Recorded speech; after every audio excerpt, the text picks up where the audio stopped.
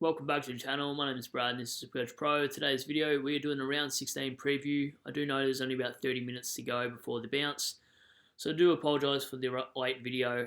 The games on Thursday nights really sort of test you out because you've only got an hour to sort of see what you're going to do with your side and then upload a video too. So it is a little bit complicated like that.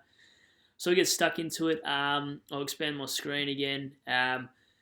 Look, the side's looking pretty solid. I am disappointed I don't have players like Lyons, Took Miller, the Bonds. I do recommend if you do have 4 trades or more to go sideways to those fully premium players. I'm not sure about Neil. He worries me. I think he'll be a laid out. I reckon Fagan's just playing a little bit of mind games because they said he was going to be ruled out for 2 or 3 weeks. Other things to note is Madden has hurt his hands. They reckon he got a broken bone in his hand. It's a 2-week recovery. And Kieran Briggs has been admitted from the team for Munford. So these aren't players relative in my side. However, most owners who don't have a cash like me for Impy, I suggest you probably just loophole tonight. Hopefully you've done the smart thing and done that. And if he gets a 70, 80, you probably take that. Wait a week to assess a Norton, Isaac Smith, Jake Stringer, Buddy Franklin maybe. There's a few players. Maybe just go average round 5 sort of thing. We'll have a look at a few options, but I think in VC merit, O'Connor hasn't been named for the Cats. The Ball hasn't been named, so Oliver might be a sneaky VC too. I'm just not sure how it'll go. Maybe Oliver looks a bit better at the MCG. I'm not really sure. McRae looks good as a captaincy option against North Melbourne. Bont would be okay, but I think he's got about 82 or 83 points against North last time, so that was the start of the year. Steele would be a nice captain option, but like I said, I'm probably just going to loophole tonight's score if he scores well and leave Impy there, and just so I can buy myself another week just to see what's going on. If you don't already know how to do this, just go into players I can afford. I'll just go through some options because there's definitely going to be people in the same boat as me. I'm pretty undecided, to be honest, or else you would have already seen me try to reverse my trades. I like Taylor Walker, but these 29 and 42s are not very appealing to me. Like, he's got the most tons out of this price range, but also got a really tough fixture too. Like, he's still got Brisbane to play. He's got West Coast, Doggies, Melbourne, Port Adelaide. So he's got a tough fixture. In hindsight, I probably should have held on to him. Then there's Tommy McDonald. I'm not really sold on personally. I really like Isaac Smith because the DPP, Duncan's not on the wing, so they've got a good fixture. Before the last month, he was nothing special, 79. So that's a bit of a concern that he's not a sort of primo. But he's also like the 14th highest scoring forward at the moment, so that's an interesting one. I think it's a DPP that I really like. Norton is an interesting one too, but I've already got key forward in Hawkins and Green, so I'm a little bit undecided on this. He's got more 90s in his system than what Isaac Smith does. He's got the same amount of tons, and that's an injury-affected 17, so they've got a soft fixture coming up too. They've got North, they've got Gold Coast, Adelaide, Hawthorn, Essendon. He's 60-something K cheaper than Isaac Smith, so that's something to look at. Joe Danaher, probably not. I'd rather Norton than Joe. Maybe if I look at 3-round average, it might be something a little bit more appealing. But yeah, this is a really tough one. Tell me what you guys will do in the comments.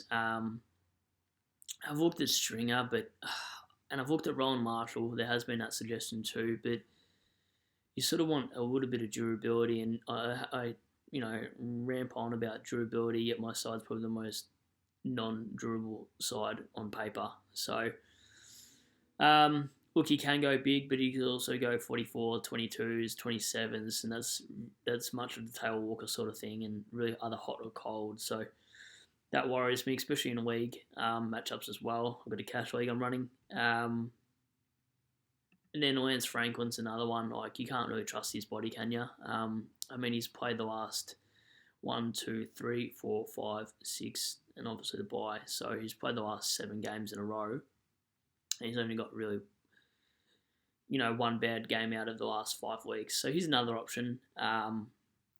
It's like if I go down to 2 trades, the flexibility in Isaac Smith would be a lot better.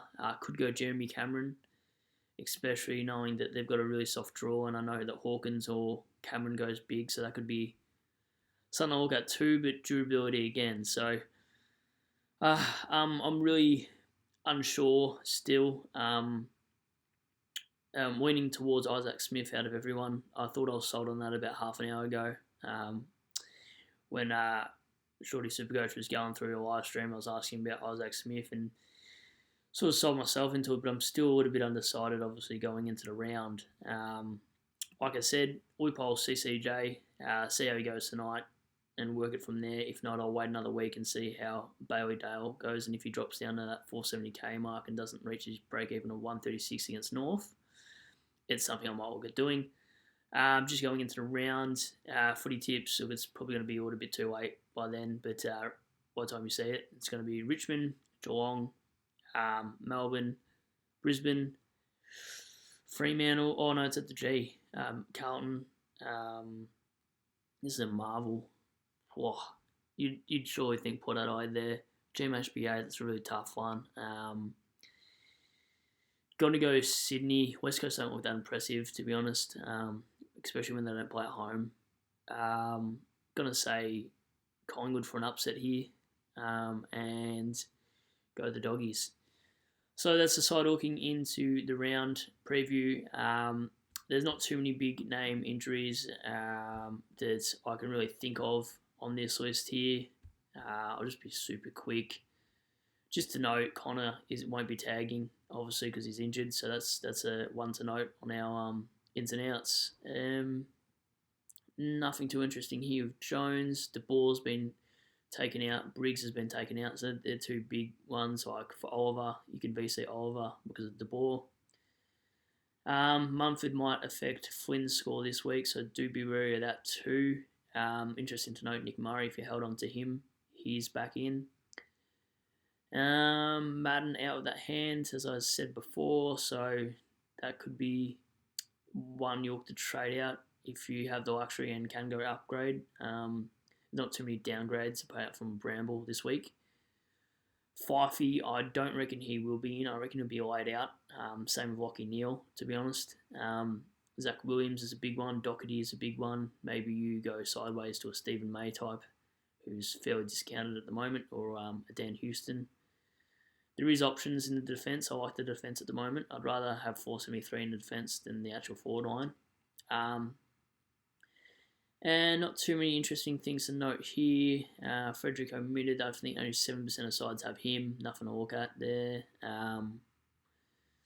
Yeah, I think I'll leave that video there. Obviously, De Gaulle is back from suspension. He might be a sneaky one. I think he's about 370k. He might be playing midfield. You never know. McRae's back in, so you won't have a loophole if he's your only dead rookie. So yeah, anyway, I think I'll leave it there. There's not too much more to note that really piques my interest. So have a good one, and I'll see you on the round 16 review. Hopefully you guys score well. Let me know how you guys go Sunday night, and yeah, I'll see you then.